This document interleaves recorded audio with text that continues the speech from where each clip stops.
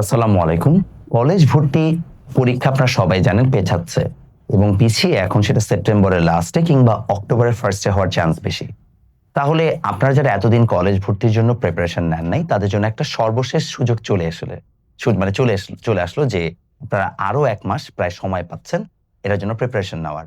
তাই আজকে আমি আপনাকে A to Z গাইডলাইন দিব যে আপনি আগামী ১ মাস কিভাবে পড়াশোনা করবেন।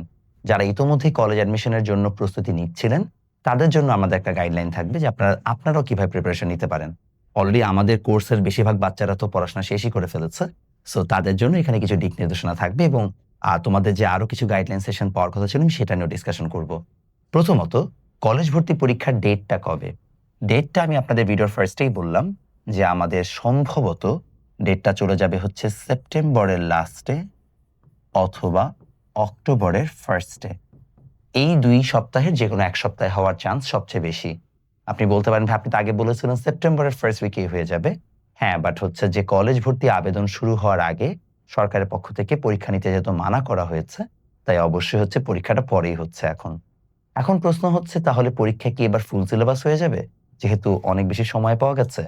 উত্তর হচ্ছে না। কারণ আমার জানা মতে অলরেডি কোয়েশ্চেন করা শেষ এবং সেটা শর্ট সিলেবাসেই করা হয়েছে। শর্ট সিলেবাসেই পরীক্ষা হবে। যেহেতু ফুল সিলেবাসের হয় না কখনো, সাধারণত শর্ট সিলেবাসই হবে। মানে যখন যেই বছর যে সিলেবাস হয় সেটাতেই হয় এবং আমি যতদূর জানি প্রশ্ন বানানোও শেষ। তো শর্ট সিলেবাসে পরীক্ষা হবে। এখন প্রশ্ন হচ্ছে যে পরীক্ষার প্যাটার্ন কিরকম হবে? এটা আপনি পরীক্ষার হলে যাওয়ার আগে কোনদিনও জানতে পারবেন না। কারণ আপনি বলতে পারেন, "ভাই আপনার কাছে ইনফরমেশন থাকলে বলেন, ভাই আমিও জানি না।" আর যদি এটা থাকেও আমার কাছে ইনফরমেশন, আমি আমার স্টুডেন্টের কাছেও কোনদিন রিভিল করব না। প্রথমত আমার কাছে নাই, থাকলেও কোনদিন রিভিল করব না বিকজ এটা কনফিডেনশিয়াল ইনফরমেশন।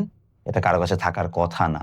কারো কাছে এটা যদি আমি কোনোভাবে মনে করেন যে স্যার কোয়েশ্চেন করেছে, আমার খুব পছন্দের টিচার আমাকে পার্সোনালি চিনে আমাকে বলে দিল, তারপর আমি সেটা রিভিল করতে কোনোভাবেই হচ্ছে পারবো না। এটা আসলে এথিক্স এর বাইরে। সো এটা কোনোভাবে সম্ভব না। সো কোয়েশ্চেন প্যাটার্ন কি হবে আমরা কেউই জানি না। ঠিক আছে? কোয়েশ্চেন প্যাটার্ন এমসিকিউ হতে পারে, সিকিউ হতে পারে, যেকোনো কিছু হতে পারে। আমরা আই গেস এগুলো নিয়ে অলরেডি অনেক কথা বলেছি বিভিন্ন ভিডিওতে। তাহলে আপনারা এখন শেষ মুহূর্তে কি করবেন? আপনাদেরকে আমি সাবজেক্ট ওয়াইজ প্রিপারেশন এর প্ল্যানটা বলে দিচ্ছি। প্রথমত এখন যারা প্রিপারেশন শুরু করবেন তারা মেজরিটি কেসেসে অবশ্যই কলেজ অ্যাডমিশনের পাশাপাশি এইচএসসি পড়াও পড়তে থাকবেন। এবং আপনাকে হেভিলি রেকমেন্ড করব এইচএসসি পড়া শুরু করে দিতে। আরো ডিলে করার আমার মনে হয় না খুব একটা আর মানে আছে। যেমন আমার ব্যাচগুলোতে মেজরিটি এখন দেখা যাচ্ছে এই মাসে প্রচুর নতুন স্টুডেন্ট ঢুকেছে। আমার সেপ্টেম্বর মাসে হচ্ছে যে ফিজিক্সের নতুন ব্যাচ শুরু হবে। আইসিএর তো এক্সিস্টিং ৪ টা ব্যাচে অলরেডি অনেক মানুষ আছে। সো আমি আর ওটার নতুন ব্যাচ দিচ্ছি না, বাট সেপ্টেম্বরে ফিজিক্সের নতুন ব্যাচ দিব। সো আপনারা অলরেডি হচ্ছে যে ব্যাচেস গুলোতে জয়েন করে ফেলতে পারেন। তো আমাদের যদি ফিজিক্সে আমি প্রথমে আসি তাহলে চ্যাপ্টার 1 এ আপনাদের সেরকম একটা নতুন পড়া সেরকম কিছু নাই। চ্যাপ্টার 2 যেটা আছে সেখানে আপনাদের অনেক কনসেপচুয়াল পড়া আছে। আপনাকে হেভিলি রেকমেন্ড করব অবশ্যই চ্যাপ্টার 2 এর 25 সালের প্রশ্নগুলো একটু দেখবেন। তাহলে বুঝবেন কনসেপচুয়াল কোয়েশ্চেন কিরকম ধরনের হতে পারে। পরাবৃত্তিক সমীকরণ সমাধানের মতো জিনিসপত্র যদি দেয় তাহলে সেটা একটু বড় ধরনের সমস্যা। তারপরে চ্যাপ্টার 3, চ্যাপ্টার 4 এই ৩টা চ্যাপ্টার থেকে স্যারদের খুব পছন্দের অনেক প্রশ্ন আসবে। সেগুলো ভালো মতো পড়ে ফেলতে হবে। চ্যাপ্টার 7, 8, 10 এখানে প্যাঁচায় কম। এট লিস্ট বিগত বছরগুলোতে আমি প্যাঁচানো কোয়েশ্চেন আসতে দেখি নাই। বাট হ্যাঁ, কনসেপচুয়াল অনেক কিছুই প্যাঁচানো যায় চাইলে। তো সেটা ভালো করে জেনে রাখাটা ইম্পোর্টেন্ট। যেমন মনে করেন বিস্তারের সাথে শক্তির সম্পর্ক কি শব্দ শক্তির? এটা থেকে সুন্দর প্রশ্ন আসছিল যে I is proportional to a square. So এই টাইপের কিছু বেশ প্রশ্ন আসতে পারে। তারপরে বেগ কার উপর ডিপেন্ডেন্ট? মাধ্যমের উপর। আমরা এগুলা অলরেডি আমাদের ক্লাসগুলোতে অনেক মানে ডিটেইলে ডিসকাস করেছি। ঠিক আছে? তাহলে আমরা ফিজিক্স এবং হচ্ছে যে মানে ফিজিক্সের আলোচনা শেষ করলাম। এরপরে চলে আসেন আমরা চলে যাব ফিজিক্স শেষ হয়ে গেলে আমরা চলে যাচ্ছি হচ্ছে যে হায়ার ম্যাথে। হায়ার ম্যাথের ক্ষেত্রে ফাংশন থেকে যদি আপনাদের ফাংশন যেহেতু নাই তাহলে ফাংশন থেকে উল্টাপাল্টা কোয়েশ্চেন করবে না। বাট ত্রিকোণমিতি থেকে অনেক উল্টাপাল্টা প্রশ্ন করার সুযোগ আছে। ট্রিগোনোমেট্রি, স্থানাঙ্ক জ্যামিতি যেটাকে বলা হয় হচ্ছে আমাদের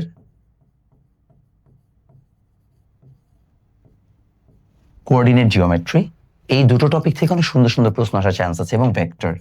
চেষ্টা করবেন এই ৩টা চ্যাপ্টার বেশ ভালোভাবে পড়ে ফেলতে। এটা যেন কোনোভাবেই মিস না যায়। বাকি চ্যাপ্টারগুলো থেকে বইয়ের মতোই প্রশ্ন আসে। বীজগাণিতিক রাশি ভুলে গেছিলাম। অ্যালজেব্রিক এক্সপ্রেশন বা বীজগাণিতিক রাশি। এখান থেকেও সুন্দর সুন্দর প্রশ্ন আসে। সো মেক সিউর আপনারা এই প্রশ্নগুলো ভালোভাবে পড়বেন। ঠিক আছে, এগুলো ইম্পর্টেন্ট।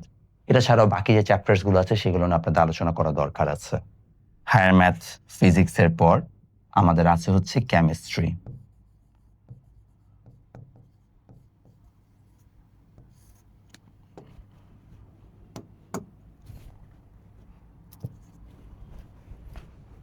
কেমিস্ট্রিতে আমাদের আইডিয়াটা খুবই সোজা। কেমিস্ট্রিতে আইডিয়া হচ্ছে যে মানে আমাদের যতগুলো চ্যাপ্টার আছে তার শুধুমাত্র বই পড়তে হবে। কেমিস্ট্রিতে আমি এই পর্যন্ত বইয়ের বাইরে কোনো কনসেপ্ট আসতে দেখি নাই। আপনি জাস্ট বইয়ের পড়া পড়লেই আপনার কেমিস্ট্রি ডান হয়ে যাবে। Same goes for biology. হুবহু বই যা আছে একদম খুঁটায় খুঁটায় বই পড়তে হবে। এটা আপনাকে ভালোভাবে জানতেই হবে বায়োলজিটা। কেমিস্ট্রি বায়োলজির পর আপনার কাছে আরো আছে বাংলা আর ইংলিশ। ইংলিশে ভাইয়া গ্রামারে কখনোই কোনো ফিক্স সিলেবাস থাকে না। সো আপনি এসএসসি সিলেবাস দিয়ে পার পাবেন এমন না, বাট হ্যাঁ আপনি ইংলিশ ফর টুডে মাস্ট ভালোভাবে রিডিং দিবেন।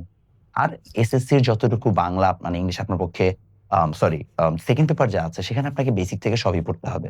এখানে আসলে কোনো ফিক্স সিলেবাসের উপর ভিত্তি করে আপনি আগাইতে পারবেন না। Bangla first paper second paper যা সিলেবাসে আছে এসএসসি তাই পড়লে হবে, এখানে আর এক্সট্রা করে পড়ার কিছুই নাই।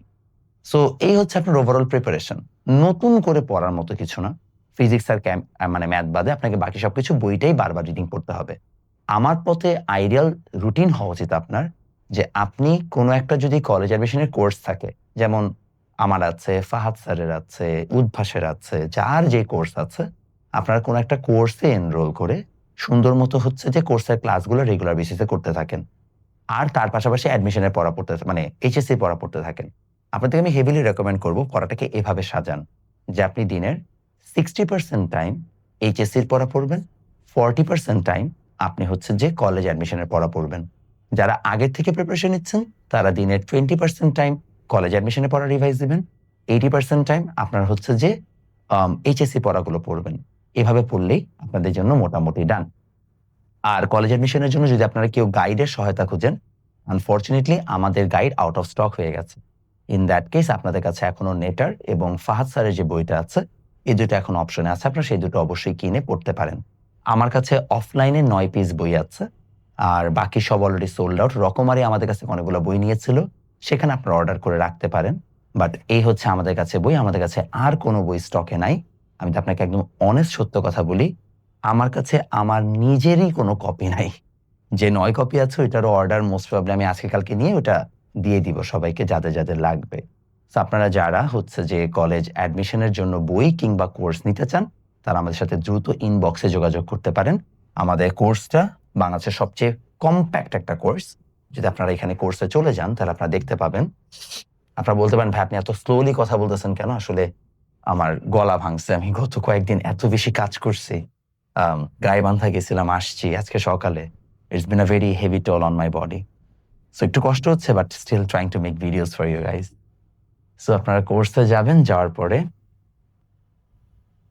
কলেজ অ্যাডমিশন একটা কোর্স আসবে। এই যে আপনারা এই কোর্সে গেলে আপনারা এনরোল করে ফেলতে পারবেন, ঠিক আছে? ওকে। সো এখানে লেখা যায়, এখানে এগুলো সব আউট অফ স্টক দেখাচ্ছে কারণ আর নাই, হ্যাঁ? আর আপনারা এখন কোর্সে ভর্তি হলে আপনারা যতগুলো ক্লাস আছে, এখানে লেখা 32টা বাট অ্যাকচুয়ালি 40টা ক্লাস আছে। তার পাশাপাশি আপনাদের 16টা যে এক্সাম আছে সেই 16টা এক্সামের অ্যান্সার শিট সহ আপনারা পেয়ে যাবেন। সো আপনারা যারা এনরোল করতে চান দ্রুত এনরোল করে ফেলবেন।